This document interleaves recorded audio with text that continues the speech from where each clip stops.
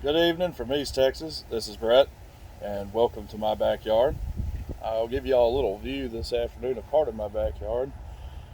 We've got a few projects going on today. We're doing some work on the house. You can see we got some trim out here. We're working on one of my fruit trees in the background here. Luckily, I did just get the yard mowed here before the rains that are coming in the early next week, so that's good. But what I'm doing this afternoon is I am transplanting some of my pomegranate trees. And so, first of all, I started them out. Let me get one here. I started them out in these little grow bags. This is a new thing I'm using this year. I really like these. They're perfect size for a lot of seedlings that you're starting out. They allow a lot of air into the soil, and they also allow, if you might be able to see here, roots can grow through these very easily. They will biodegrade over time, and so that makes these a really good medium for starting small plants in, such as these pomegranates here, and until you get to a size that you want to transplant them. Now, story about these: I was on vacation this past Christmas down in Freeport, Texas, and my wife and I are doing one of our favorite things on vacation: long walks on the beach. Yes, we are those people. And we found this pomegranate in our shell hunting excursion, and we figured, hey, let's pick that up and let's just take it home and dry the seeds and see what we can get from this. And so I've managed to get quite a few. Pomegranates are one of the harder tree seeds to get going, and so we'll have to do a video on those later. But as of today, we're going to take this little tree and we're going to get it transplanted up into a bigger pot, and this will grow over time until they get a larger size, that they'll be more protected, and until I find the spot in the yard that I want to put these out at. But today we're going to take from this little growing pot here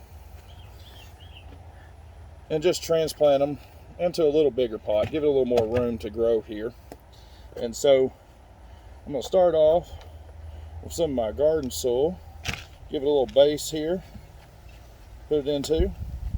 Now, when you're looking for a good grow medium, I like this stuff here because it's got a lot of organic material.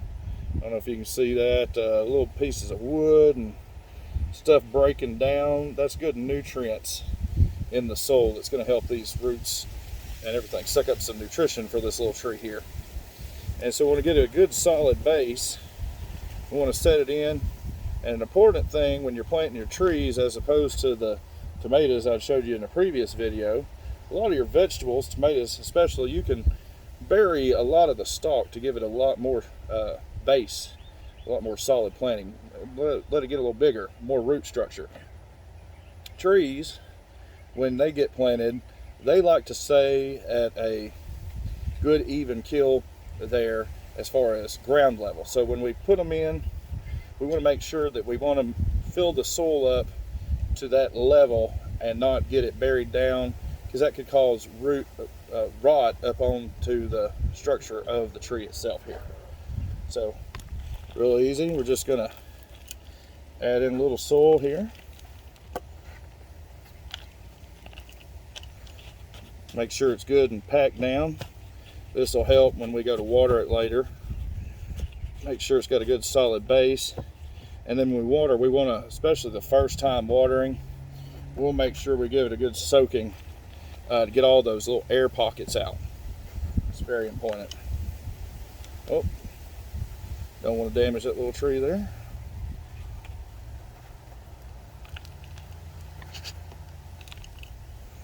And like a lot of fruit trees, usually these will take, this is its first spring here, just got it to sprout. These will generally take about 7 years probably before it's producing a good fruit on it, something we can eat.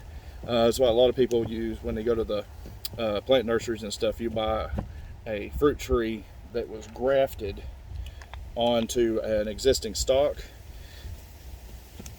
That will let you get a little fruit a little sooner, sometimes even in the first season.